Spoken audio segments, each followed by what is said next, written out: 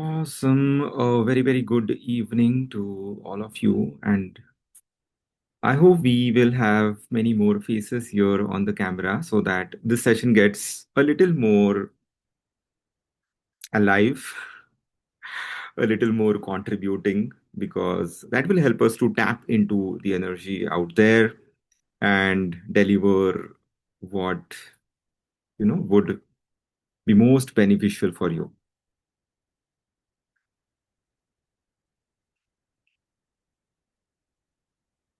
Awesome. Thank you so much.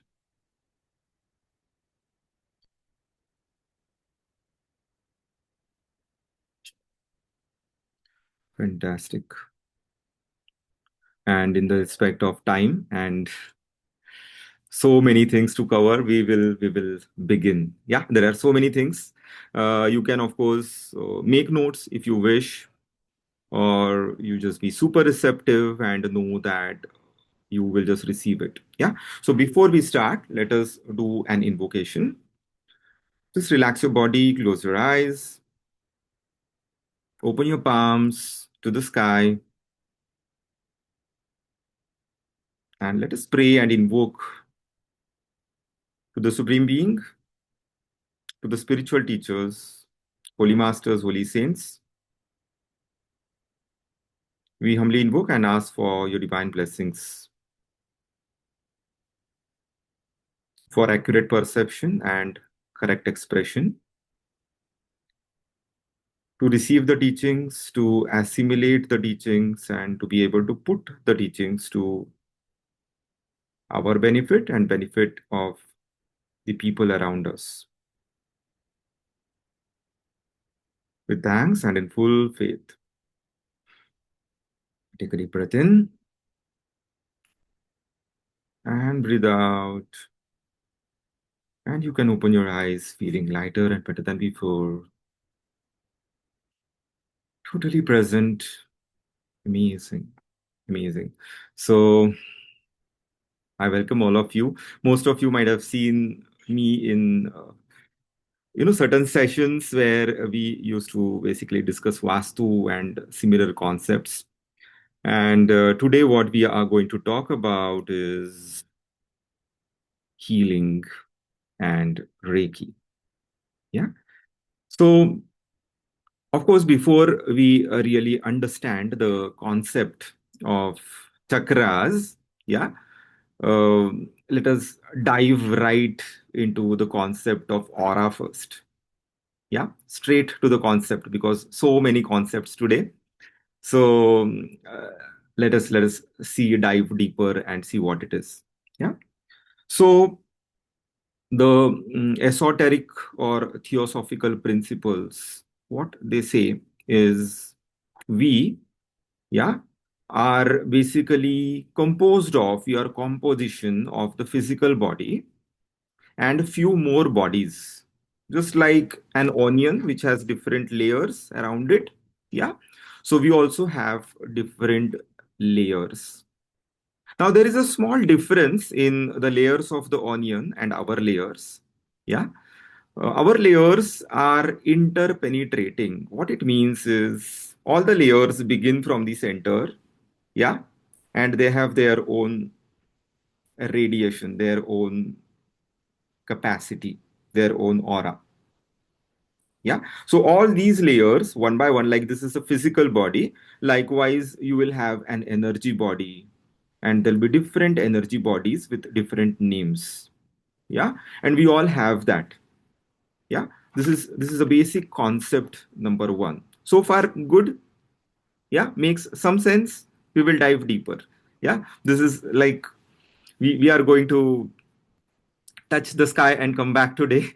So I'll go slow, yet there'll be a lot of new concepts. Yeah. So let us assume we have a physical body. Yeah. And we have an energy body. Yeah. This is concept number one. Now, there are different layers to the energy bodies that we have. The first layer is called as the etheric aura. which is also called as the etheric double of a person. Yeah. So the purpose of this etheric double or etheric aura is to define how the physical body will take shape. Yeah. And hence, if you can manipulate the etheric double of a person, that will allow you to manipulate the shape, size, characteristics of the physical body. So, this etheric double or this etheric body is very, very crucial when it comes to healing someone. When you do healing, like for example, when you do healing of an eye of a person, what you do is you heal or you work on the etheric double of the eye. So, all of us have etheric double of everything that is. And that etheric double has the characteristics, shape, exactly like the physical body. If a person has like a tummy out and would want to work on it, yeah, because maybe that is excess fat, yeah, for some obvious reasons, the person can work on the etheric double of the tummy and reshape it. If the person has a faulty liver, the person or the healer can work on the etheric double of the liver, and the etheric body changes, the etheric body impacts the physical body, and the physical body changes. Yeah. So the concept is one body will have impact on the other body. Yeah. Now to dive a little more deeper into this concept.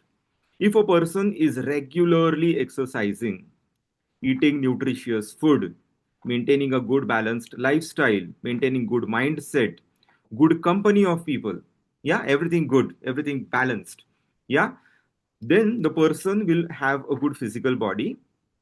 And because a person has a good, healthy physical body, his etheric body will also be good and healthy. That is the concept number one. Now, if if this is not the case, yeah, yeah, then the etheric body will have some problem, will show some symptoms.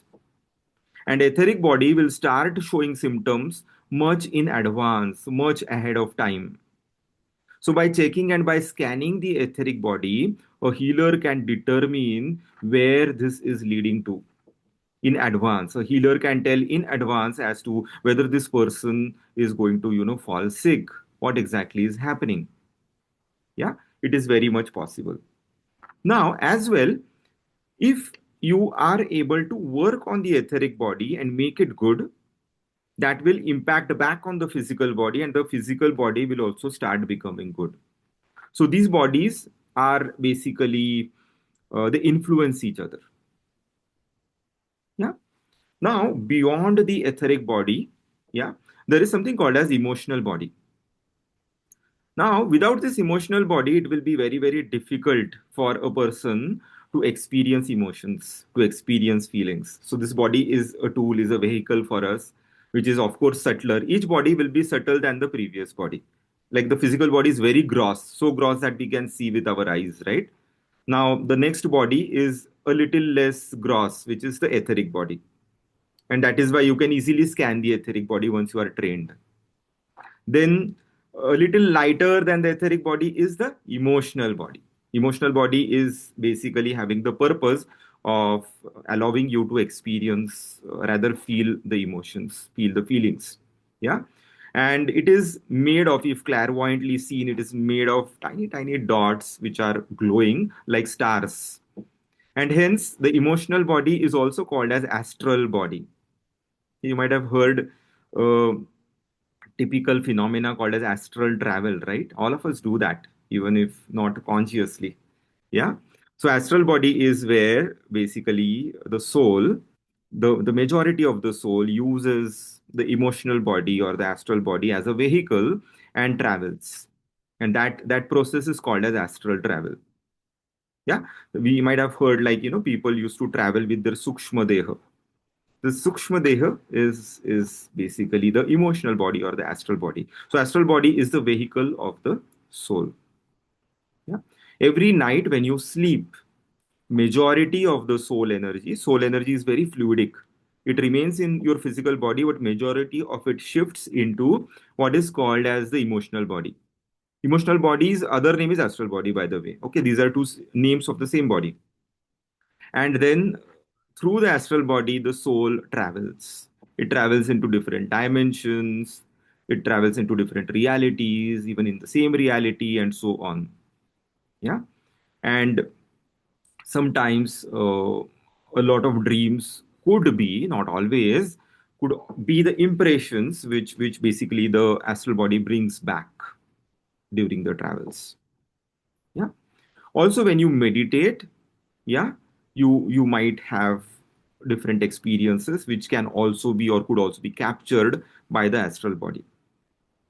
Now, when you meditate every day or when you meditate every full moon, the process helps you to make your emotional body or your astral body stronger. And the result is you will, of course, be able to meditate better every time. And you will also be able to gather better experiences. You'll be able to have some takeaways. Yeah. And hence, meditations contribute. Not only that, during meditation, the astral body is nurtured. That means the emotional body is nurtured, and that is why it also helps people to overcome the emotional turmoil. Yeah, people who are not going through a good phase, meditations help because meditations will help them to work on their astral body. Yeah, makes sense. Now, if you are not having good emotions in your space, that is going to affect the etheric body, and etheric body might affect the physical body, and that is why it is important to have healthy emotions. Yeah, makes sense, right? Now there is one more body beyond that, which is called as mental body. Mental body helps you in learning concepts. Yeah, and many a times, you sit with someone, and all of a sudden, a lot of things will start making sense. Many a times, you will just ask question to somebody, and then you will automatically get an answer even before the person really answers. Now that happens because the mental body has capacity to toss the knowledge, to toss the learnings directly.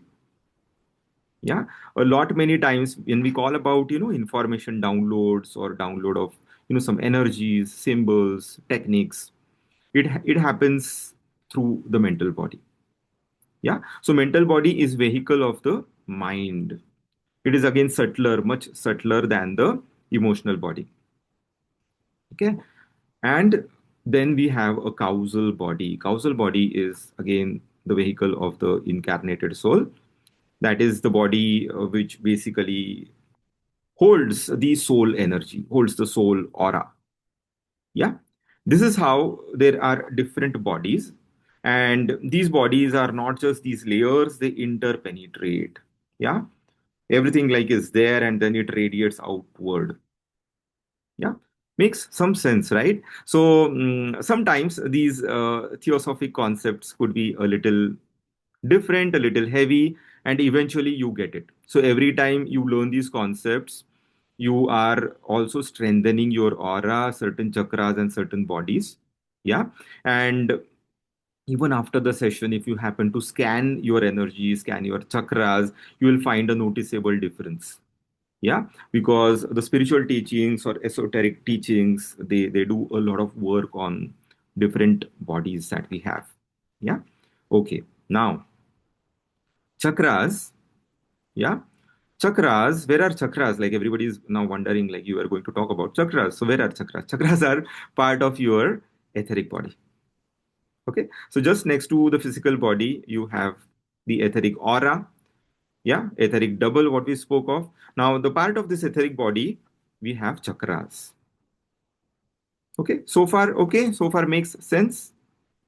Yeah, maybe, yeah. Okay. And can we have more videos on, please? That will help us if you can.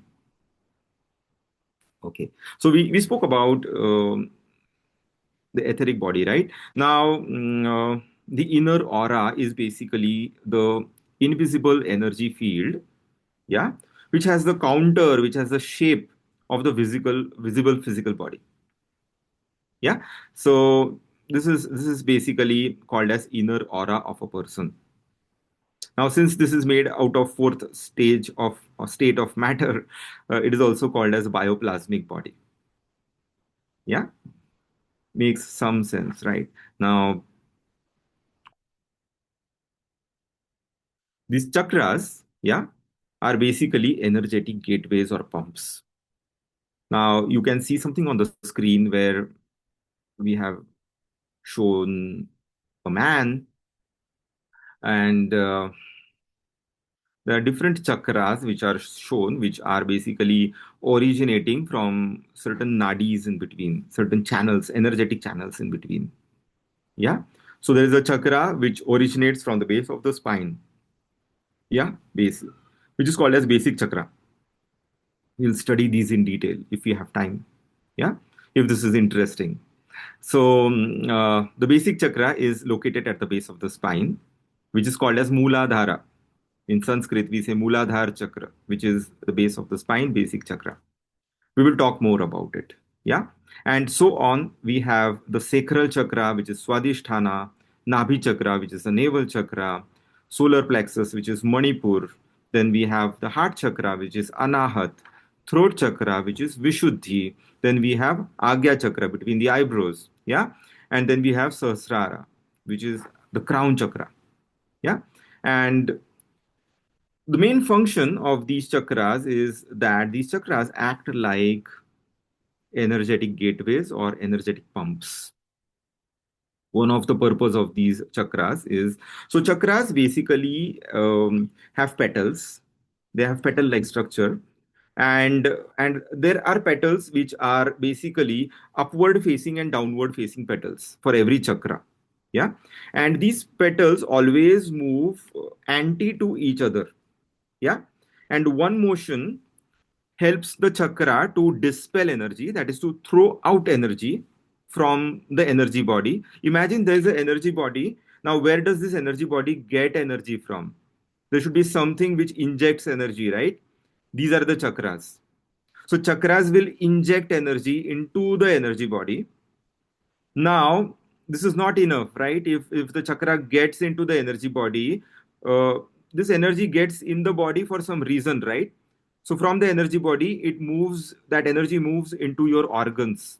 It energizes every cell of your body. It energizes all the organs. Yeah. Now, there is a used up energy. Once the purpose is done, right? So like, for example, you breathe in oxygen and then it gets converted into something which you don't require, like CO2 and some other gases. Yeah. So, likewise, the used up energy also has to go out. Yeah. So, again, chakras will help you to throw out the used up energy. So, chakras are different channels which will pump in the energy into the energy body and from the energy body to all the organs. And once the energy is used, chakras will pump out the energy. So the chakras are actually breathing energy. Chakras are constantly breathing in and breathing out energy through the body. Makes some sense, right? So, as far as the person is alive, his chakras will keep on doing that. Yeah. Okay.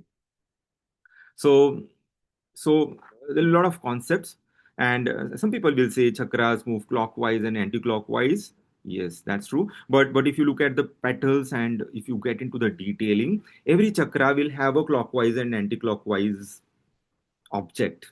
Yeah. So it's like a set of petals above and set of petals below. And once one petal is moving clockwise, like one set of petals is moving clockwise, the other set moves anti-clockwise. So one action is breathing in, the other action is breathing out. And all the chakras will keep on doing this. Yeah. So, but to understand the concepts better, then people say clockwise is like, for example, breathing in, and anti-clockwise is breathing out. So they just have reference of the outer layer. And referring the outer layer, they say it is breathing in and out. Yeah. But it's a pump. Now, every chakra is closer to an endocrine gland. Yeah. Endocrine glands are the glands inside the body which basically generate hormones. Yeah. So hormones are very, very crucial, critical, important chemicals in our body. Yeah. And endocrine glands are and chakras are at close proximity. So imagine how important are endocrine glands. Yeah. Also, every chakra will be closer or in proximity to some important organ. Yeah. Every chakra will have proximity to an important vital organ. So it becomes easy for the physical body to receive energy that it requires directly into the organ through the chakra. Yeah. So, for example, the Muladhara is very close to the bone marrow where the blood gets generated. So, there is a direct connection from the basic chakra to the base of the spine where a lot of work related to blood chemistry happens. Yeah. There are certain chakras close to the brain, certain chakras close to thyroid, throat, certain chakras close to the heart. Yeah. So, likewise, there will be a chakra which is close to an organ, and its main purpose will be to absorb, digest, distribute the energy to that organ and other parts of the body.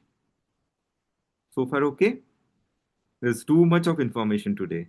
And if you are receiving it, just congratulate yourself because we are going like I wonder all these like how many people we have. I can't see, but all those are like people who have chosen to fast track whatever they were supposed to learn in many days after reading many books. So yeah, be happy about it. So also the chakras affect um, not just the physical conditions of the body but also the psychological conditions and your spiritual conditions, spiritual growth. Amazing, right? So every chakra is responsible for physical body, for your psychology, and for your spiritual progress. Yeah. Now, as we evolve, the size of our chakras will change. Like even 20-25 years ago, the normal size of chakras was different. And today, if you just look at people and even the kids today, the size is different because everybody is evolving. Yeah, everyone is evolving in their own way. Yeah. Now, the spiritual energy which is received by the crown chakra, which is much more subtle, it is physicalized as it moves from the crown to the basic chakra. Yeah, it becomes grosser and it is more physicalized.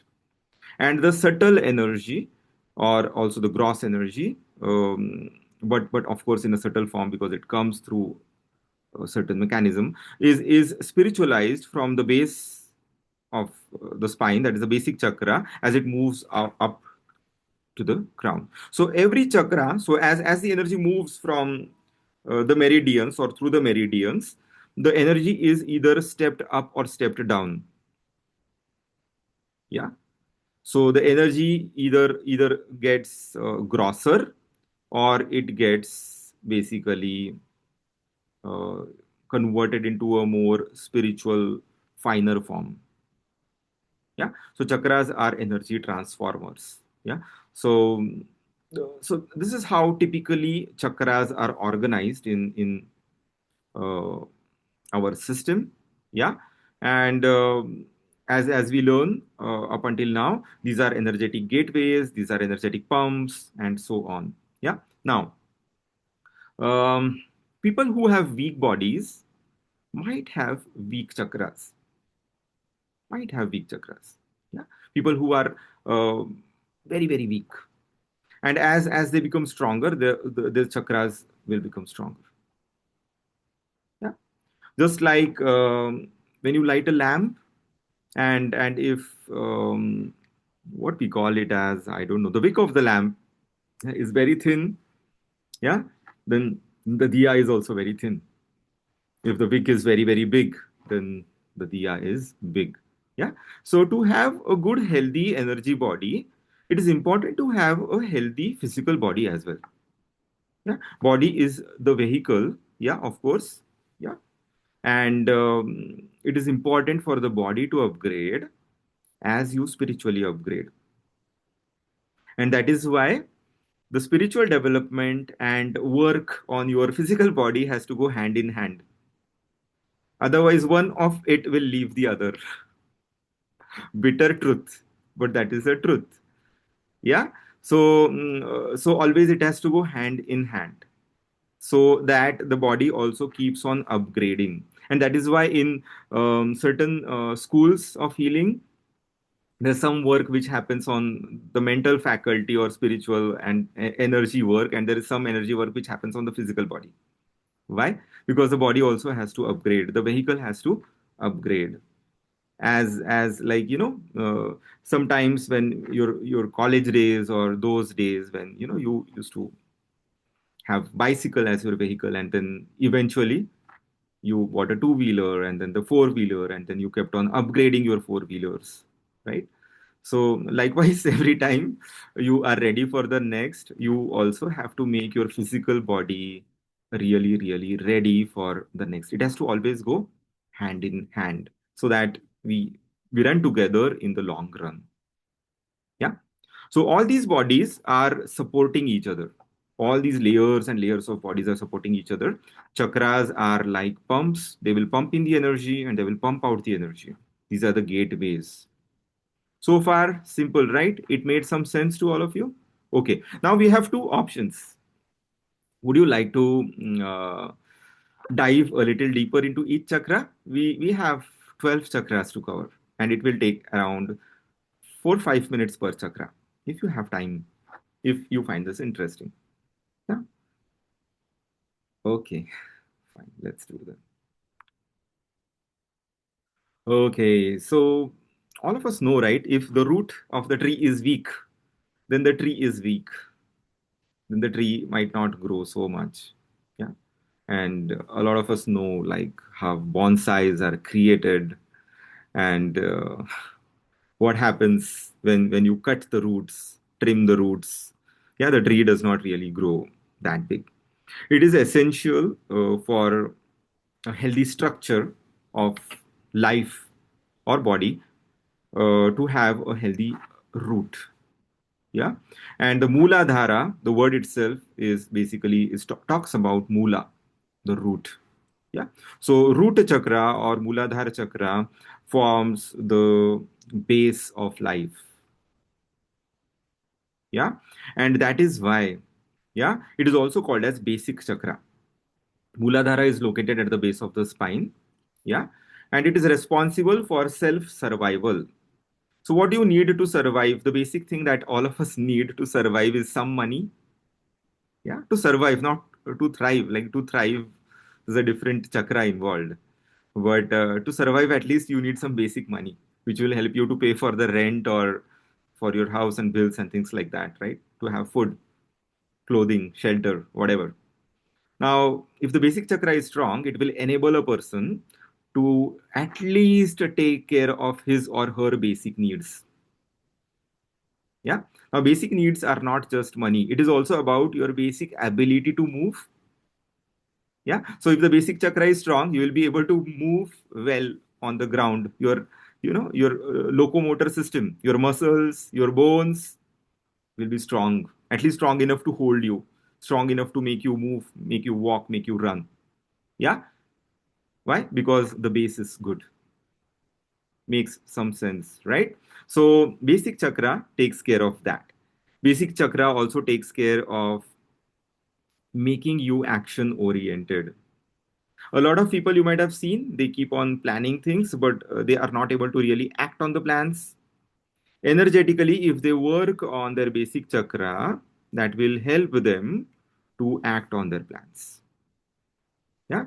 So a healthy basic chakra also means the person will be dynamic, will be more youthful, will have a good skin, will have strong bones, strong muscles, will be able to implement plans, and will also be able to find good jobs. Yeah. If as a healer, eventually whenever you would learn healing systems and things like that, if somebody comes to you and you find that this person is not well settled in life, the first chakra you should work on is the basic chakra. Basic will help him at least get settled, find a reasonably good job. That working on that chakra will also help him to be dynamic enough so that he can influence people. So if the basic is strong, these people can create a good impact on people. Very interesting.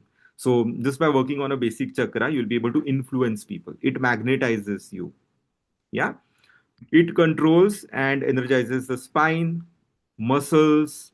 It strengthens the entire physical body and, of course, the physical heart, because heart is also a muscle. Yeah, that is why heart. Now, a lot of people will say, why not heart chakra? Heart chakra will also work on your heart. But the strength of the heart muscle will come from a strong basic chakra. Yeah. People who do not have a very strong heart work first on their basic chakra. Basic chakra will help them to have good muscles, and hence the strength of the heart will increase. Yeah. Now, the root chakra or the basic chakra or the Muladhara, I'll keep on saying these different names so that later on it becomes easy for you. Now, it's the same chakra, of course. Now, this will also control and energize the bone marrow.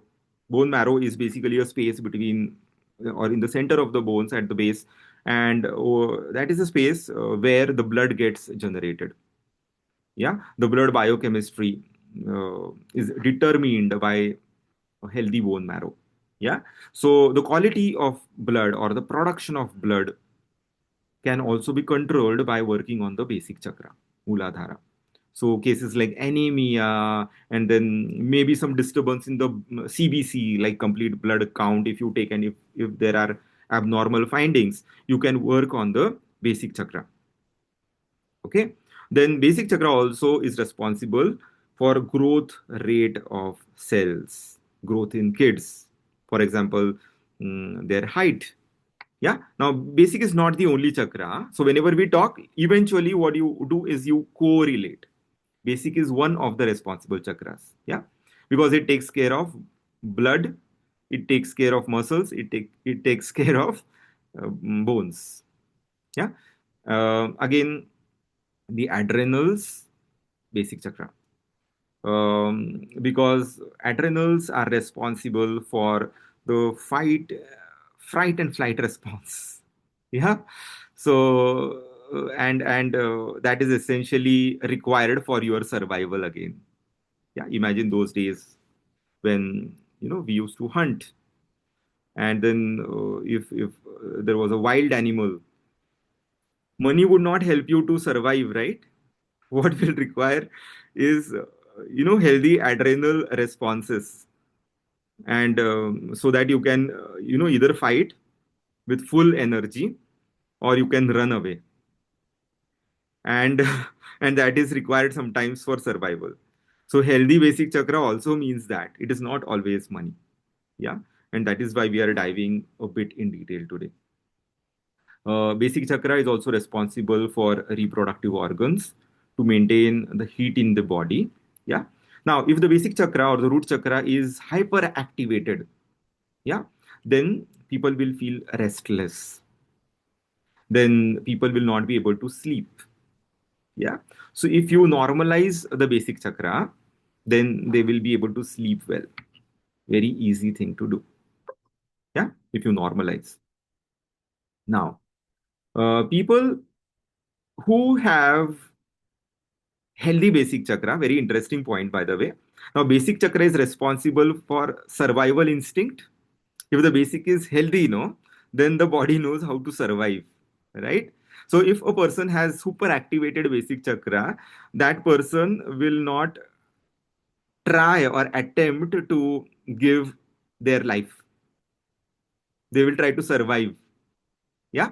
So as healers in future, whenever somebody is in that state, first thing you do is you make their basic chakra very, very strong.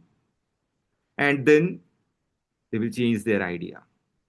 Because a healthy basic chakra means I would want to survive. I would want to do whatever it takes to live well. Yeah. So always work on the basic chakra in such cases.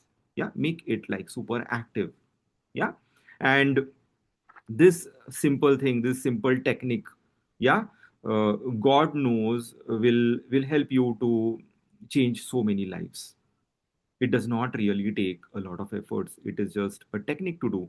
And then if you can do it, it will help you to change, shift lives of so many people. Yeah. Now, if the basic chakra is not activated, then it can show up as laziness, procrastination. People will keep on, putting things on hold. They will not act on it. They will just keep things on hold. Their wounds will heal very, very slow. Yeah, it also shows in form of curved spines. So people have their spine which is curved, right, as they grow old. Then arthritis, yeah, suicidal tendencies, sluggishness, and also tendency to be unrealistic. So these people will have unrealistic expectations from themselves as well as from others, both way. Yeah, and they would also end up in debts or they would not make enough money. So what is to be done? Clean the basic chakra, make the basic chakra healthy, remove any malfunctions, remove dirty energy, pump it up, yeah, make it strong. Yeah. So if it is malfunctioning, of course, the healing rate is slow. People find or see allergies in their body, growth rate of cells becomes abnormal, and things like that.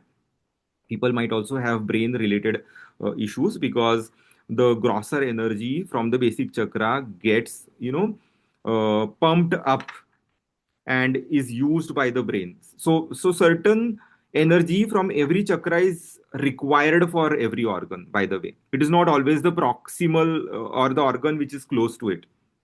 Yeah, we require different forms of energies, right? So likewise, the brain will not always take energy from crown. It will take some energy from the basic chakra.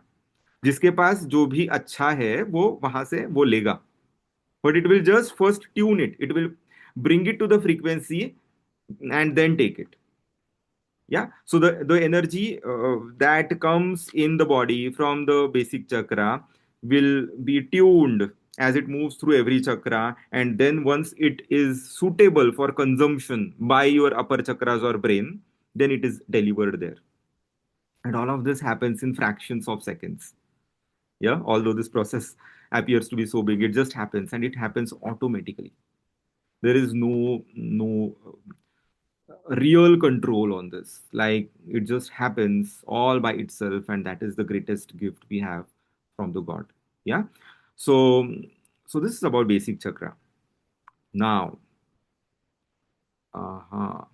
sacral chakra. Sacral chakra is also called as Swadhisthana, and let me change. Okay, the location is basically the pubic area or the womb area. Yeah. Now, this energy is very important for upgrading the brain cells, for upgrading your nervous system. Of course, it gets transmuted again, as we say, it moves up, and then it is used there. It is very important for spiritual development. Yeah. So that is why people should have healthy attitude towards looking at the concepts to do with the sacral chakra.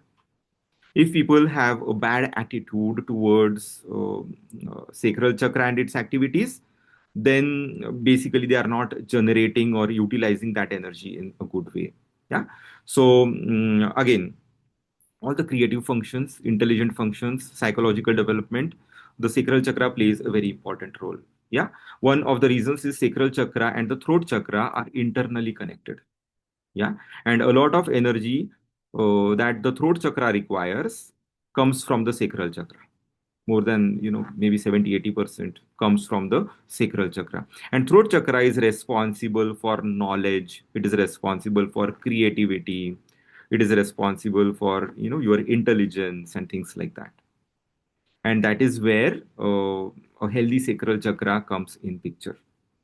Yeah.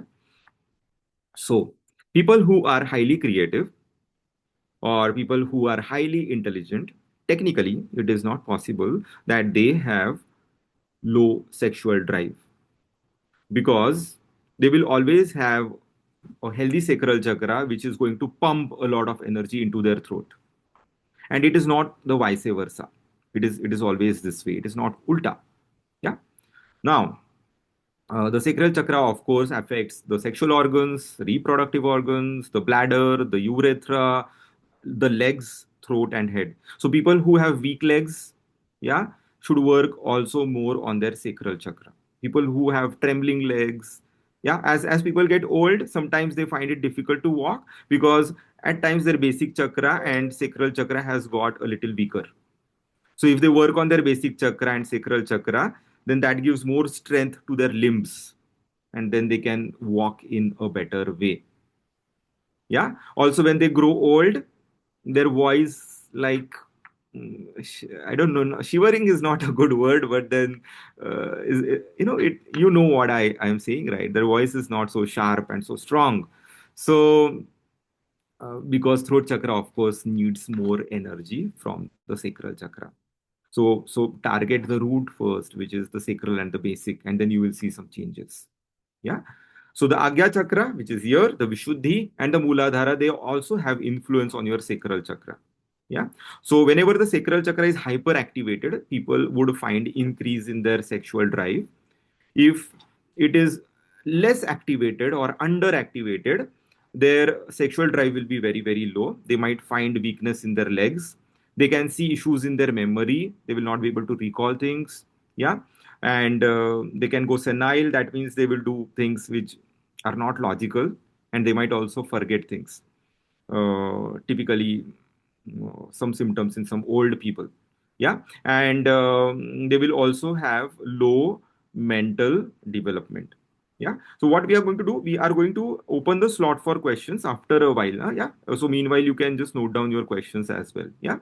And any malfunction in the sacral chakra can cause issues around urinary tract, impotency, enlarged prostate for some people, and issues around the reproductive health. Yeah. So this is about the sacral chakra. Then what we have is Mengmen chakra. Now this chakra is not discussed in all schools. Yeah. It was not discovered earlier. So the main purpose of Ingmen chakra is to transmute the gross energy from the lower chakras and to change it basically. Transmutation is process of changing it, shifting its frequency. So it transmutes this gross energy into spiritual energy. So it's like a pump which transmutes and shifts energy upward. It shifts the energy from the lower chakras to the upward chakras. It's high speed pump. Yeah. It pushes energy from the Muladhara till the crown. It's a pump in between. Yeah. And the function is to pump the energy upward. So Mengmen basically it controls and energizes the kidneys, the adrenal glands. It is responsible for blood pressure, yeah, urinary system, and it is very well connected to the spleen. Spleen is one organ in your body which also purifies the blood. It removes the waste cells from the blood, and it also removes toxins and stuff like that from the blood. So it is Mengmen is responsible for that as well. Yeah. Never work on Mengmen chakra for pregnant and the kids. Yeah, that's very, very important. Hyperactivation in Mengmen can cause high BP, can cause violent behavior in certain people. You might have seen some people, they have rage, anger. That time their Mengmen is like super activated. And they have enough strength to even move a car or, to do some things which normally somebody cannot do. Why? Because Mengmen controls the adrenals and it has direct control on the adrenals. And adrenals basically are responsible for fight and flight response. So, adrenals can pump in a lot of energy into a person for a very short amount of time. And in that short amount of time, this person can do certain things which 10 people might not be able to do. So at times when people go violent, they do all these things. Like, it's very difficult for even 10 people to catch a violent person because it's that. This is a technical reason of why this is happening. Yeah. So malfunction in Mengmen can lead to kidney problems, low energy, blood pressure, back problems, and even abnormal growth. Yeah. So far, okay. Do I have all of you in the class? What about others? People who do not want to turn their camera on, we are really missing you. If you can, it will be really amazing. Thank you so much. How many people we have? Can someone tell? I don't know. I can't see.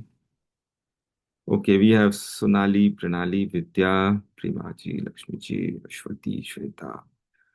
Okay, fine. Okay, 16 people. Fine. Then there is a chakra called as Nabhi chakra. Yeah, you can keep telling me if the pace is okay. Yeah, there's so much to share today, and if you feel like it's enough, you can tell me it's enough, and then we can do the other part later as well. Yeah. So keep having water. So navel chakra is called as Nabhi chakra, and all of sometimes we say ना उसका gut feeling अच्छा है, उसका gut instinct अच्छा है. What is that gut feeling? Gut feeling is basically the kind of awareness that we get from the navel chakra. So navel chakra helps a person decide the next move. It gives a lower form of intuition, I would say. It's basically called as instinct. So navel is responsible for instinct. Yeah. And people who do a lot of martial arts, they have a lot of exercises to make their navel strong. Why? Because once their navel is very, very strong, navel, I mean navel chakra, then they can detect the move of the opponent very fast. And that is why these people are very fast. Like if you can't really see with your eyes what they're doing, but somebody is attacking, somebody is defending. Now, how do they do that? Because their navel is strong. And because their navel is strong, that means they have good instinct. Yeah. So all these chakras are very helpful for our life. Yeah. And if you work every day on our chakras, it helps us to have a super life. Yeah. Our life will be much better than other people who are not working on their capacities to the fullest. Yeah. Okay. Now, navel chakra has one more function. What it does is basically um, it makes an energy which is called as golden chi energy. Yeah. And this golden chi is also called as biosynthetic chi, and this chi is responsible for making your energy body and all other chakras to absorb more energy from the outside. I know it's complicated. Maybe once you hear this again, you will get it. But you basically need some energy inside of you to increase your absorption capacity. Okay. For example, in blood biochemistry, you say, right? You need I don't know, it's vice versa. You need either good hemoglobin to have more iron, or you need more iron to have more, absorb more. I don't know what it is. So more, so it's related. So likewise, you need more of golden chi to absorb more energy in the body. So if the navel is healthy, you can absorb more energy, and that is why people who do martial arts have phenomenal energy. Yeah. It's not a joke that they can break a lot of things. They can break tiles and bricks and things like that, and sometimes even wood. It is not just about their body, it's about their capacity to focus high amount of energy in the right way. Yeah. So strong navel chakra is essential for all of that. Hmm? So, of course, navel controls the small intestine, it controls appendix, it controls large intestine. It is responsible for birthing process, and it is responsible also for the skin health. Yeah. Low energy of navel, that means low energy in the person. High energy of navel, that means high energy. If the navel chakra malfunctions, then people either can have constipation or they can have loose bowels. Yeah. In certain traditions, there's a different way to check whether the navel is displaced, right? And if the navel is displaced, people either will feel constipated or they will have loose bowels. So the right placement of the navel is also essential. Yeah. Now, if the navel is not healthy, then people cannot assimilate the nutrition from the food. So navel has to be healthy to assimilate nutrition. Yeah. um, so these are typical benefits, or typical areas where navel chakra really helps us. Now let's talk about solar plexus, Manipur chakra. Now, Manipur chakra or solar plexus is located in the hollow area between the ribs. Yeah, all of us know what ribs are, right? Ribs are the bones that cover the chest. Now, there is a hollow area in between. Now, that is where the solar plexus is there. Now, there are two solar plexus chakras. One is at the front and one is just behind it on the back. You can see it in the picture. Now, solar plexus has two types of lower emotions: positive lower emotions and negative lower emotions. Yeah, if somebody is ambitious, somebody has a good daring, yeah, courage, perseverance, lot of strength, a lot of drive to do things. Yeah, and when they are like, I would want to do this, I would want to do that, I would want to buy a car, I would want to be first in class, and things like that. These are the symptoms of having positive lower emotions, and these will come only when the solar plexus is healthy. Yeah. Now, solar plexus can also have negative lower emotions like a lot of anger, irritation with people, hate for people, enviousness, that is jealousy, greed, violence, worry, anxiety, fear, tension, selfishness, addictions, abrasiveness, that is people who, speak a little harsh, and grudges. Now, these are all tendencies of having negative lower emotions. Now, both emotions will be there in the solar plexus only. Yeah. Now, depending on what you feed, that will will be there. Yeah, that will be stored there. Solar plexus is also like a filter. Yeah, and that is why. So whenever people come to meet me and or when they are online, I take the permission to scan their chakras, and when I scan their chakras, then I get to know and I tell them what's exactly happening in their life. Like for example, if their solar plexus is too congested, I mean, like the reference point is always their inner aura. Now if I see lot of energy on their front solar plexus, then I know that maybe they are having some anxiety about the future. Maybe kuch to hai which is making them a little tensed about their future. And if there is a lot of congestion in the back solar plexus, then I know past का कुछ तो है जो resolve नहीं हुआ है. There is some guilt which is still there, some unresolved emotions. So likewise, by scanning the chakras, you will be able to understand what's happening in somebody's life. Now, not just with one chakra. Once you scan all, then you will create a story. You will know how what is exactly happening. Yeah. Solar plexus is responsible for diaphragm, pancreas, liver, stomach. See how important it is. Intestines, appendix, lungs, heart, quality of blood. Why? Because solar plexus has direct control on the liver, and liver is a detoxifier. It purifies the blood. Yeah, and solar plexus is also responsible for controlling the cholesterol. So cholesterol patients work on their solar plexus first. Yeah, and that is why we ask people to have a healthy lifestyle, yeah, healthy thought process, not to get angry, not to get irritated, because that will help them to have a healthy liver and then pure blood and less cholesterol. So all these things are related. Emotions are very much, they closely affect the health of the person and chakras. Yeah. Now, the emotional permanent seed, a very different concept, yet uh, so basically the seed of the emotions, I would say, or what emotions you basically have as your natural qualities and things like that, that is there in the liver and the solar plexus, and hence it is important for all of us to purify, and see how we can change the quality of the emotions that are part of our natural tendencies. Yeah. Now, always remember, negative thoughts and negative emotions are highly infectious, and these are as infectious as bacterias. Yeah, and that is why if you go and meet a lot of psychiatrists, I'm sorry if there is anybody watching this, but this is true. I've met a lot of people, and they themselves say they go through a lot of psychological disturbance in their life because a lot of people come and talk to them about their challenges, their issues, and this garbage, of course, gets dumped. Yeah.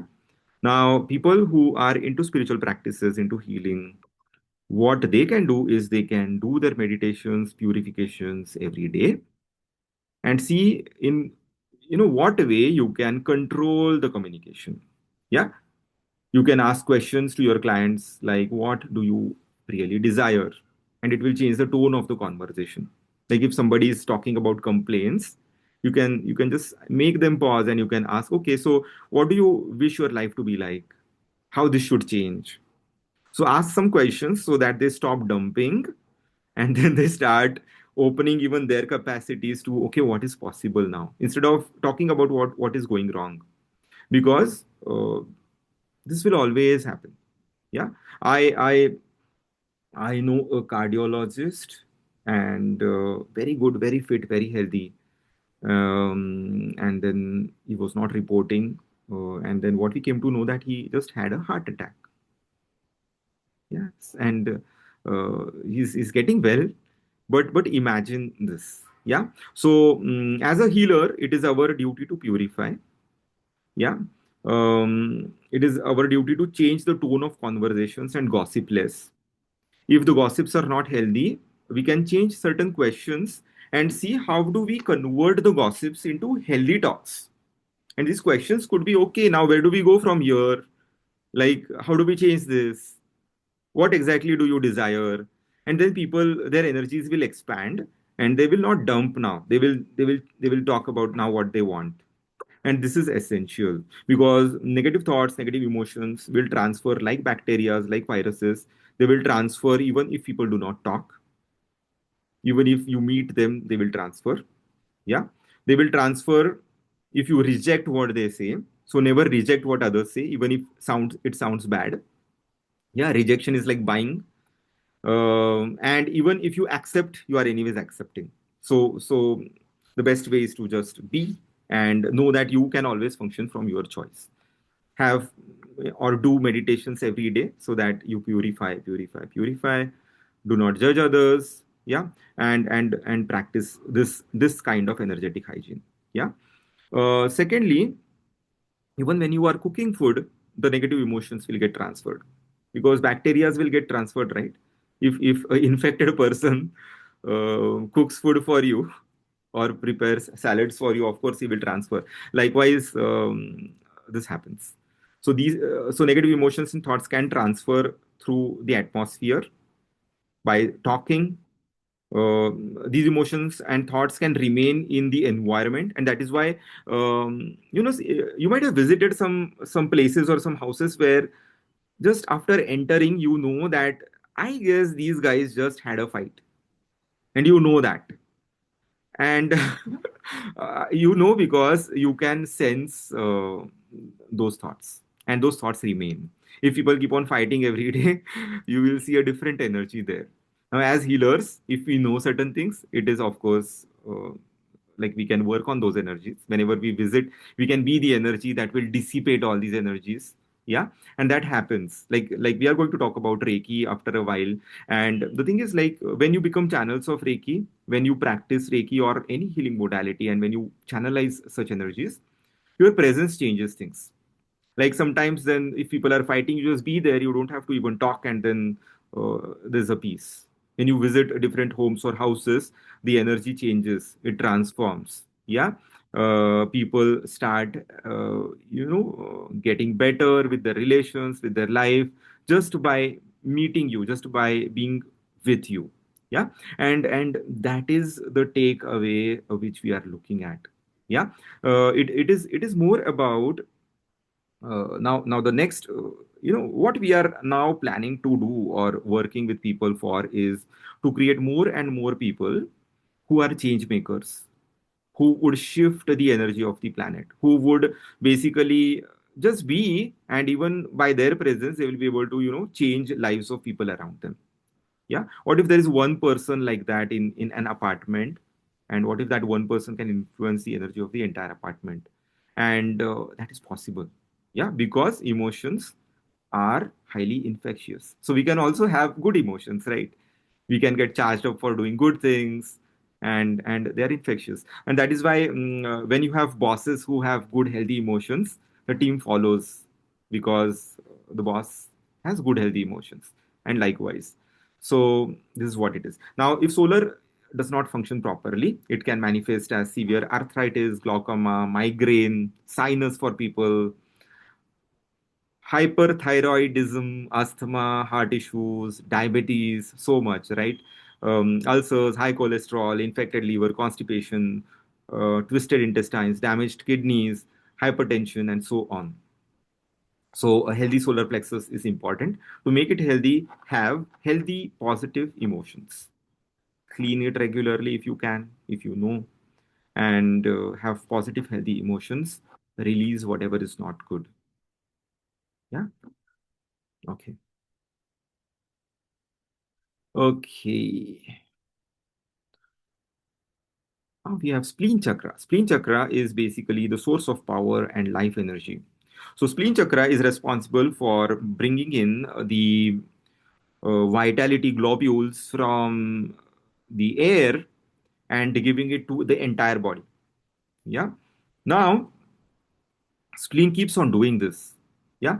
And people, when they do not have a very, very healthy spleen chakra, then what happens is they feel a little weak because they are not able to absorb a lot of energy from the environment, yeah, from the air. Sometimes when the weather changes, same thing happens, and people would feel like, no, let's wake up late, let's keep sleeping because the weather is not so cool. Like cool in the sense weather is not so healthy. So this is because the spleen chakra is not functioning to its full capacity, or the spleen does not have enough of air prana to be absorbed and given to the body. Yeah. So now this chakra is responsible for purification of blood because spleen purifies blood from germs and it removes old cells of the blood. Spleen also produces antibodies. It affects the energy levels, of course, immunity and things like that. So if the spleen is healthy, the person feels very, very strong. Spleen is very important chakra for healers, especially those healers who feel कि एक healing के बाद I am feeling very, very weak. And then they will always keep wondering, why is this with me? Why do I get depleted? Two things. First is they think that they are doing the healing and they put on their energy to the patient, which should never happen. The attitude should be that I am just a channel and God is the healer, or the higher force, whatever you believe is the healer. That is one thing. And second is a healthy spleen chakra will allow them to, pass in and out a lot of energy very easily, and never a depletion will happen. Never. Yeah. So, person should never get depleted. Healing never depletes anybody. One has to look into their spleen chakra and see what is required there. And one has to look into their mindset and see, okay, am I the healer? Do I say that I am the healer? Then they should change it. They should say we are the healers. Or they should say I'm just a channel and God is the healer. So the right attitude will help us to shift the entire thing because we are just the channels. Yeah. So contaminated healers especially have chronic fatigue syndrome and their spleen is contaminated. So they should work on their spleen. It is not about healing. It is not about a healer. It is about the spleen chakra. Yeah. So always keep your spleen healthy. Now, yeah, this is what we discussed. Malfunctions also we discussed. Now, heart chakra, anahata, very, very, very amazing chakra. This is the chakra of higher emotions. It is located at the center of the chest and even at back of it. There are two heart chakras. One is front heart, one is back heart at the back. You can see it in the image. Heart chakra makes a person others oriented. So a person with healthy heart chakra will always feel what other people will think, what others will feel, what others need out of me, and things like that. Yeah. Now, what happens, no? Um, as people take too much of education, or as they grow creatively, yeah, their throat chakra becomes very, very big. Some people who are highly knowledgeable, they have done their M.Techs and MS and things like that, and whatever. They read so many books. Their throat chakra becomes very, very healthy. Yeah, which is a good sign. It is a sign of having good knowledge, creative capacities. It's a good sign. But if their heart chakra is not as big or better than the throat chakra, then these people tend to be abrasive. They will speak harshly. Because their heart is underdeveloped than the throat chakra. Secondly, these people will not care for others. And that is why, some people complain why my husband is like this, why my daughter is like this. There's no problem. There is a very small change that is required to be done. They're very intelligent people. Now, all that is required is basically keep on activating their heart. Now, once the heart becomes very, very big, and once it becomes bigger than their throat chakra, then they will be sensitive to the needs of others. Yeah. Solar plexus will make you sensitive towards your own needs. It is center of I. And heart chakra will make you sensitive towards needs of other people. Both need to be balanced. If solar is more, then you will think of yourself, you will be selfish. If heart is more, you will think of others and you will not think of yourself. So if heart is more, then people will sell you in the market. And if it is otherwise, then you will keep doing that. So a balance is essential. But when a certain chakra like throat gets highly developed by education, by knowledge, by reading thousands and thousands of books, then, then the throat is like out of competition. Throat becomes so bigger than all other chakras, and then all that you can do is now bring the heart center first to that line, balance the heart first to match that line, and then you will find that now these people are like listening. Sometimes it happens when kids go to college. Now they learn more, no, they learn more books, they read more books than what they used to read in school. They get higher knowledge.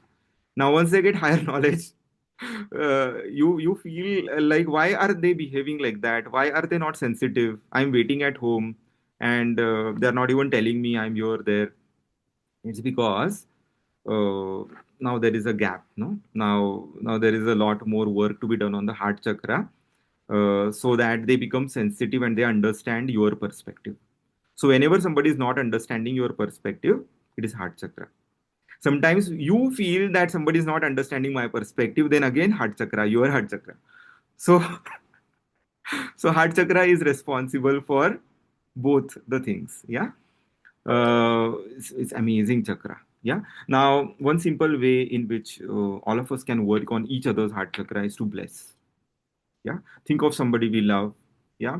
And keep sending that loving energy from the heart through the arms, through the palms, out to the person whom you would want to shift. And just say, I bless you with lots and lots of love. And keep on blessing somebody every night before you go to sleep. Eventually, you will see some changes. Yeah. So work on blessing them, work on their back. Yeah, you feel good, right? A lot of people might have received touch from a grandma or grandfather on the back, and it's so amazing. It just shifts something. Yeah. Because that basically has direct relation to activation of your back heart chakra. So back heart chakra helps you relax. Back heart chakra makes you receptive. Before you heal somebody, if you work on their back heart chakra, it makes them super receptive. Yeah. So heart chakra has a lot to do with healing, a lot to do with change. Yeah. Um, and and there is a lot of scope of working here on heart chakra for people and for all of us. Like, we are not exceptions, right? Yeah, it's for all of us. So the front heart takes care of thymus. Thymus takes care of the infections. Thymus has capacity basically to build new antibodies to fight new infections. So all of a sudden new virus comes, your body is intelligent enough to fight it if the thymus is activated. But um, but you have to use it. You have to see how to activate thymus. You have to energize it, work on it. So thymus helps you to create new antibodies. Yeah. A lot many times, uh, thymus is not used to its full capacity. because a lot many times people think of some bypass mechanisms to build the immunity. Back heart chakra takes care of lungs, circulatory system. It also takes care of heart to certain extent. If the heart chakra is not healthy, it can manifest as asthma, TB, heart or circulatory issues. So heart health is very, very essential. Yeah? It's very important for people to activate their heart if they have enhanced intelligence. Throat chakra, Vishuddhi chakra. This is interesting. Yeah, I hope so because the number of participants have not changed. And I'm just watching that. So, okay, Vishuddhi. Vishuddhi is responsible, throat chakra is responsible for knowledge, for higher creativity. It is located at the center of the throat. Now, if what comes out of the mouth is dirty, it dirties your soul. This is from a spiritual literature, spiritual text. So we have to be very, very careful about what comes out of our mouth. Yeah. It's very essential to take care of that because it has direct impact on the soul energy. Yeah. Now, throat chakra is responsible for studying, for detailing, for planning, painting, acquiring knowledge. Yeah, and that is why you might have seen, right? When it comes to crystals, we advise soda light for students. Why? It's blue in color. It works on the throat chakra, and throat chakra helps them to basically plan better, be more creative, have more inspirational ideas, study well, have detailing at in their work and things like that. Yeah, if the throat is strong, yeah, it means that that person's sacral chakra is strong. There is no doubt about it. Yeah. But a person who has strong sacral chakra might not have a strong throat chakra always because sacral is feeding the throat. So ये strong है तो इसका energy जहां से आ रहा है वो strong definitely होगा, but it is not otherwise. Yeah. Throat takes care of your voice box, larynx, food pipe also. Thyroid, the lymphatic system. There is a, just like blood, there is a different system which circulates basically a different fluid through your body, and that entire circulatory system is called as lymphatic system. Throat is responsible for that as well. Yeah, mouth. Some people who have shoulder pain, you should work on their throat chakra and see. A lot of shoulder pain is related, or pain in one hand is related to throat at times. Yeah, sometimes somebody is not able to express, throat chakra gets into a problem. Thyroid issues, throat chakra. Yeah. Somebody worries too much. Yeah. Somebody worries too much about money and finances. No? Very common example. Then that person's throat becomes hyperactivated. And then that person becomes over meticulous with finances. Then that person will start tracking finances like anything. Will get crazy with, small expenses as well. Because once somebody worries, then the throat becomes overactivated. If throat becomes overactivated, it will do its job in a overactivated fashion. Like it will just get into details. It will just get into details. Yeah. Yeah, the person will become over meticulous. Yeah. So see how this is related.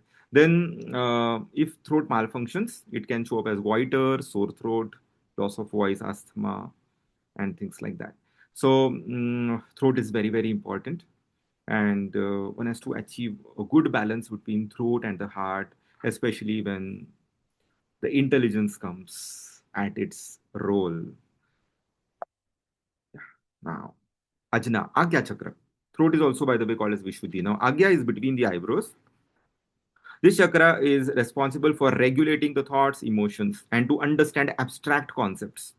Like a lot of people who are able to make some sense of what we are speaking definitely have a reasonably good degree of Agya Chakra. Yeah. And with practice, with repetition, also, we pump in a lot of energy into these chakras and you eventually master. Now, regulation of thoughts, regulation of emotions, and understanding abstract concepts is one of the property of Agya Chakra. Yeah. Now, there are two forms of intelligences. Now, there is one where it is called as sterile intelligence. What it means is intelligence which is not potent.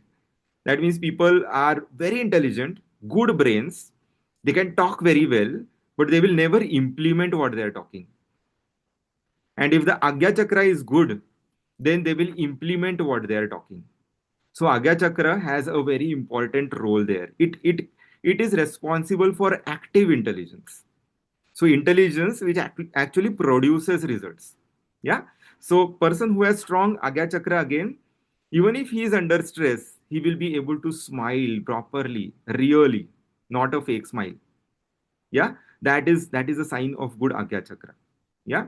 Now uh, there are different types of wills, right? The will of a selfish person or the will of I is based on emotions, that is solar plexus, and the will of Agya Chakra, yeah, that willpower is based on intelligence. So, a healthy Agya Chakra will help a person will for certain things or think of certain things that is backed up by some knowledge. It will not be random. That means they will not emotionally decide and then choose something. They will have some intelligence or some reasoning, some knowledge behind it before they create that will. Yeah. Again, Agya Chakra is responsible for pituitary gland, of course, the brain. It is responsible for direction and controlling other chakras and the entire hormonal system. It is responsible for the right eye, right ear, responsible for a healthy skin as well. Now, why right ear and right eye? Because Agya looks after the left brain, that is the logical brain. If a person has good Agya chakra, then the person has good logical capacity. But the left brain is responsible for right-sided organs, and that is why right ear and right eye. So the Agya takes care of the right ear, right eye, right side of the body also at times, and left brain. Yeah, brain is left. Malfunction in Agya can create endocrine issues, mid and ear infections, stuffy nose, sinus, and things like that. Yeah, Agya is very important when it comes to directing people, managing team. And there's forehead chakra, Lalata chakra, or Brikuti chakra. It is the center of the forehead. Yeah, this gives access to the spiritual world. It helps in developing intuition, intuitive capacities, third eye. Yeah, this is responsible for the pineal gland and the left eye, left ear, and of course, right brain. Yeah, forehead chakra, if it is healthy, then you will just know things. Yeah, you even don't need a study, you don't need logic, you don't need to read. Even before your client would say something, you will know what is happening. Yeah, you will say, I know. And based on that, you will act and things will tally. So if you work on your forehead, that will help you with those capacities. Now, what is the difference between a genius person and an intelligent person? Now, genius person has intelligence, but with intelligence, this person also has intuition. So this intuitive capacity is what you will get with a good forehead chakra. If the forehead chakra is malfunctioning, it can cause nervous system issues, loss of memory, paralysis, epilepsy, and things like that. It is important to have a healthy forehead chakra. Yeah. And then we have a crown chakra. Crown chakra is located on top of the head, and it helps you to achieve divine oneness. Sometimes when you are meditating and your chin is like lifted up, you experience that connection, oneness. Yeah, that you experience because of your crown. Yeah. Now, this crown chakra is rooted. Yeah, that means it begins from the pineal gland. So, pineal gland has the seed or the root or the origin of the crown chakra. Yeah. So, it is also responsible for intuition. It is responsible for direct knowing, uh, for also aging of the body, for your brain health, pineal gland, psychological health as well. Yeah, that is the crown. And there is a chakra which is called a soul star chakra, which is not Sahasrar. Yeah, just ignore what I've written in the bracket. I did not edit it. It is just soul star. Crown is Sahasrar. This is soul star.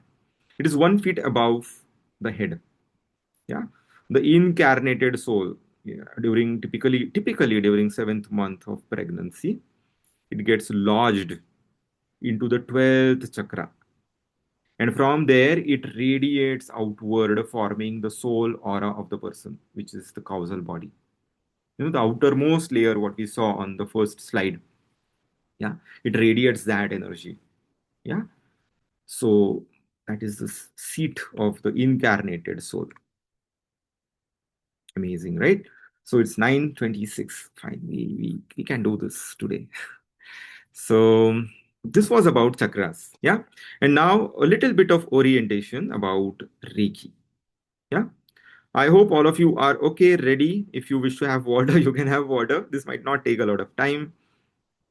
The thing is, even before I start, like there are no surprises. But the thing is, there have been a lot of inquiries about Reiki recently. Yeah, and what we changed this time is even before we take enrollments, we thought we will first talk to people and we will talk about what exactly this kind of healing is, what exactly you would learn there, yeah, and what exactly we would do. And after talking about it, then we will take the enrollments. So that from our side, we are clear, we have given enough information, knowledge, and things like that. And then you also then know whether to choose something or not. Yeah. So so there are no surprises. I'm not going to come up with, some marketing funda towards the end of it. I'm just saying this in the beginning. This is what it is. Yeah, this is what it is for. So don't worry, you don't have to run away, don't have to leave towards the end of the session. This is meant for that. Yeah, this is meant to get educated, and so that you can choose. And so you don't have to choose anything blindly, is what we believe. You don't have to choose something because we say. You should choose with your instinct, with your knowing. Yeah, and that is why. Yeah. Now, all of us intuitively have used Reiki. Yeah. Um, Whenever it pains somewhere or whenever you get hurt, what you immediately do is you touch that part, right? Oh, and why do you touch that? So definitely there is some kind of energy transference which is happening through your palm chakras, yeah, to that part, and it makes you feel better. Yeah, and you know that mother's kiss, when you hold hands, or whenever you say bye bye, yeah, what you are essentially doing is you are in a way sending an energy to someone, and then it has come from so many traditions. Yeah, in most of the countries we do this. Yeah, it's form of blessing, it's form of sending some energy to somebody with a very good intention. Yeah, so all of us use this to certain extent. Yeah. Now, uh, during 1900, yeah, almost more than 100 years ago, there was an energy which was received from a higher spiritual plane to a person whose name is Dr. Mikao Usui. He is from Japan. Yeah. So he was engaged at Mount Kurama in Japan. In For 21 days, he was doing fasting, his prayers, meditations, and then at the end of it, he visualized series of symbols. Yeah, and when he returned from the mountain, he was able to heal a lot of people, and he saw this was not normal. Like initially, the kind of rate of response that people had, and now there is tremendous difference. There was a girl who was bleeding, and he could just touch her wound, and her bleeding stopped. So eventually, he knew what it was, and he started using it to heal a lot of people. And then, after few days or few years, he basically thought of teaching this to others. So he first trained Chujiro Hayashi, and then Chujiro Hayashi trained Hawayo Takata. Hawayo Takata spread these teachings to Western countries, and from there, basically, people started learning what we call as Reiki today. So long back, this modality or this energy, it was not split into levels. Yeah, this change was done later, level one, level two, level three, and so on. The idea was different masters, they added their own tone, their own, method of teaching based on their experience. And the idea was to smoothen up the learning process. So they basically, as on today, we see there are three main levels of Reiki. Yeah, the first level is called as Shoden, and this is like the beginner level where you learn to heal yourself and you learn to heal others by touch. That is, in-person healings is what you can do with level one. This is what Reiki level one practitioner can do. With Reiki level 2, Okuden, now this helps you to dive deeper. Yeah. And that is where you basically get attuned to certain symbols of Reiki. So level 2 is where you get attuned to symbols. And then you can heal across distance. That is no more in person now, just in person. You can also, heal somebody who is in some other country. Yeah. So there are symbols to connect with people at distance. Then there are symbols that will help you to heal emotional aspects of a person. We will talk a bit about it. Then there are symbols that help you to heal across time. What does that mean? Imagine tomorrow you are going for an interview. Yeah. And while the interview is happening, you can't do your own healing, but you need certain energy that time so that your interview goes well. Now, what do you do? Like, what capacity can you have that time as a healer to change things? Now, level 2 has a symbol that will allow you to do your healing today and time it for tomorrow when the interview happens. And tomorrow you will receive that healing, or anybody else, maybe who is writing the exam, or anybody else can receive the healing at the time that you programmed it for. And that makes me personally love this modality. Because if you as a healer, if you know that you are going to heal every day people at 8 p.m., and if somebody else is in need of healing at 9 a.m. in the morning, and you're doing something else, then you can still do that, because level 2 has symbols to enable that. It has symbols to increase the potency, the power that you can basically otherwise have. Yeah. And level 3 is basically about Shinpiden. It is about getting into higher teachings. It's more about building virtues. It's more about, taking up that as a teacher, or as a person who would walk on the path and things like that. That is basically level 3. Now, there are certain masters who have split level 3 into level 3A and 3B. There are certain masters who have split 3 and 4, like they have added 4 and stuff like that. But typically, these are the three main levels of Reiki. Yeah. Now, in Reiki, one of the important concept we have is called as attunement. Now, attunement is a process where we basically tune the practitioner, yeah, so that he vibrates, or he can latch onto the exact frequency that is required for this healing. He latches onto the universal life force energy and that exact frequency, which is essentially required. And to simply understand attunement, if you might have learned any musical instrument or guitar, no?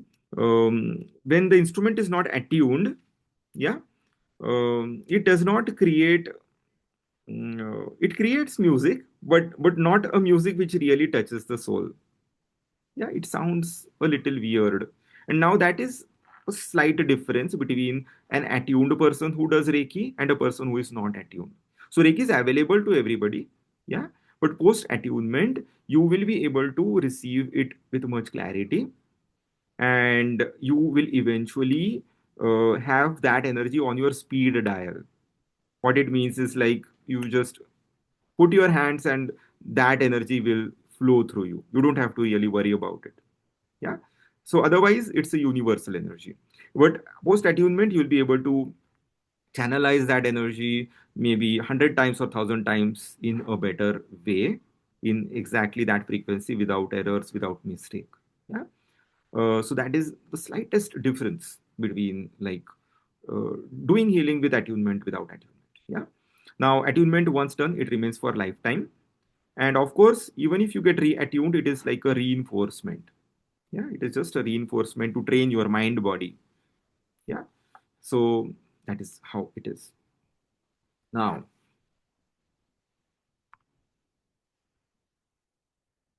one of the beautiful aspects of Reiki, again, one of the aspects that makes Reiki different here is um, each modality is different, each modality is amazing. In certain modalities, you need to exactly know which chakra is overactivated, which is underactivated, understand things, and work on various chakras to balance them. Yeah, where scanning becomes an essential part, right? In Reiki, you need not really know that. You can rely on the intelligence of the mind body of the person and intelligence of this energy. Yeah. And allow that energy and intelligence of mind body to take care of the rest. Now, one of the reasons masters say why they do this or why they like this is because sometimes certain chakras are overactivated or underactivated to compensate for some other chakras, for something else that is happening. And it might not be the true condition of the body. So things are just different because the root cause of the problem is somewhere else.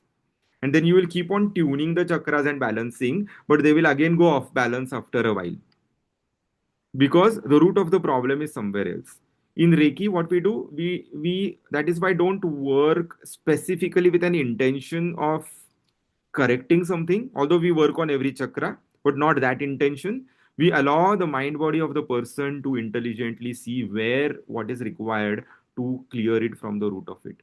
So it makes our job as healers very simple. We just call the energies, we place the hands, and just be. We don't have to do anything. We just be. We just allow the mind body of the person to take over and receive it. Yeah. So one of the very very simple ways, yeah, to basically heal someone. Now the applications are too many. Yeah. Reiki can be used to heal animals, of course. Yeah. To help your plants grow.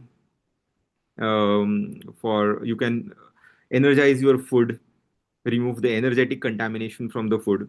So even if you have a cook, you can charge your food back and remove the energetic contamination from it and make it even better, even more nutritious.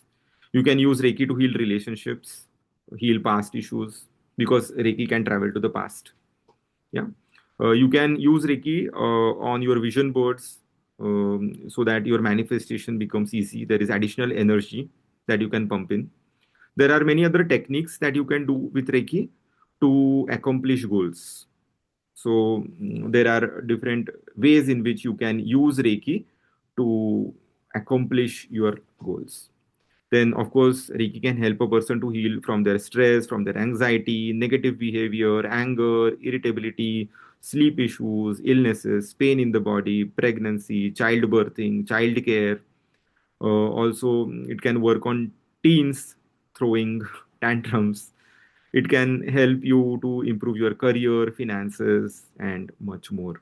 So, the applications of Reiki are endless. Like almost every life area, this modality can touch upon. Yeah. Now, Reiki level one, basically, what typically you learn this level is the five principles of Reiki on which the Reiki stands. You get a basic understanding of the chakras. Yeah, we discussed a lot today on that. We understand how the aura works and how you can work on the aura to make it better. Yeah, principles of energy, how energy flows, what are chords. We can talk about chords today if we get some time. Why chord cutting and chord releasing is essential. Let's talk about that after this. Yeah, and of course the attunement. In level one, some masters give one attunement, some masters give four attunements. Yeah, so that it depends. Yeah, it depends sometimes on what the energy shows for participants or the preference. Then we also talk about basic human anatomy so that you know what exactly is where and what is the work of done by different organs so that You can place your hands properly. There are certain Reiki hand positions which can be practiced. So, what are those positions? How those charts look like? The art of setting right intentions before you start Reiki healing. So, how you can frame the intentions so that the healing takes care of all the aspects. How the complete Reiki session looks like opening, closing, the entire session. What is the preparation needed? Physical and energetic hygiene, how do you maintain as a healer? And then how do you use Reiki for wish fulfillment, for your vehicles, for your plants, animals, people, water, food, relations, and how to also perform session when you are like group of healers working on one person. So typically these are the things that we learn. There are no symbols in Reiki level 1. Then in Reiki level 2, what we have is Reiki symbols. We learn how to work with or without symbols as well, like because some people find it little challenging to remember symbols. Then what do they do? How do they still do Reiki without that? Yeah. Then symbols to amplify the energy, symbols to turn on other symbols, yeah, be it Reiki or otherwise. Techniques to solve difficult life issues with Reiki. How to beam symbols on money, on vehicles for protection, on home, on resume, job applications, symbols for emotional healing, emotional balance, relationship healing, yeah, how to improve memory, intuition, how to heal fears, how to heal fights, how to have protection with Reiki, how to secure your belongings while you travel, how to charge crystals, how to use symbols to achieve your weight loss goals or health goals, how to use symbols to balance your past issues, how to use symbols to work on your karmic issues, how to heal future situations like a future interview, travel, meetings, and the concepts like Gaso, Rijo, Chiro, Dantian breathwork, and so on, and how to, of course, do healing at distance. And we also learn about what is level 3 and what's next, of course, when people do that. Now, why we are talking about this is because we are coming up with Reiki 1 and 2 workshop.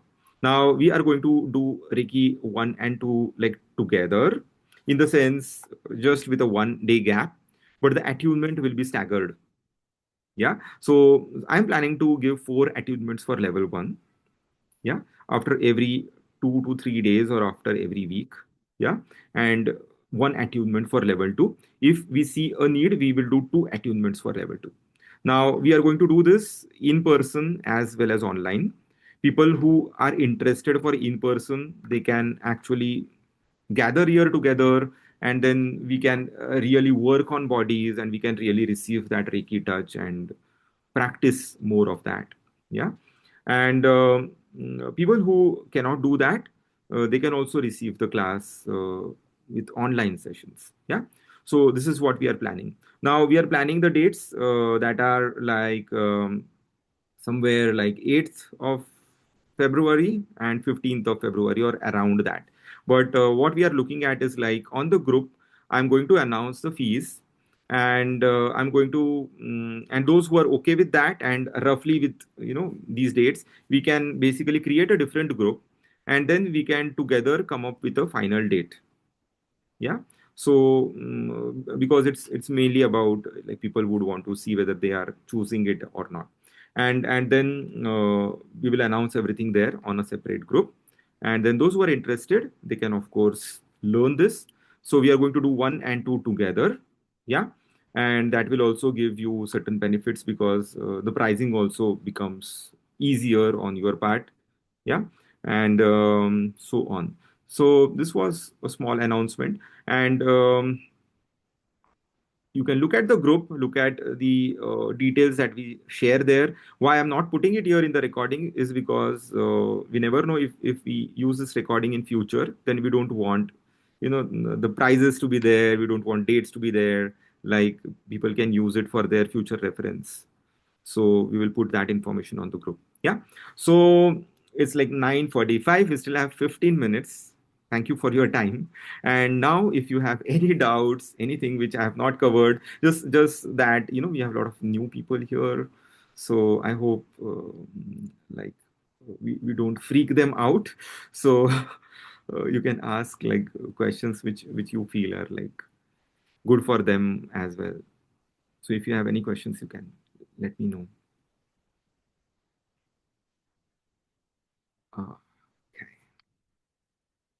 No? All well? I hope Vrushali wants to ask something. Yeah. I guess you're on mute. Am I not able to unmute you? Wait. Is there any setting which I've done? Wait. Unmute. Yeah. Yeah. So I had a question regarding cerebral palsy. I don't know how you say that. So there is one friend of mine, and when we were talking about the main chakra, so I wanted to know if the healing on such a person or such, the person is a child basically, can it be done? So it depends on case to case and what exactly is even the medical situation there. So we Okay. will have to really see, and we'll also have to see whether so so what people generally do, no, there are certain set of challenges which people have already treated. So we need to see the history, and we need to also Mm. see what has been the kind of success rate with certain healing modality, certain technique. Yeah. uh, Okay. and then it is of course about, so we'll have to dig a bit and we'll have to check the conditions, but we can check and we can get back. Okay.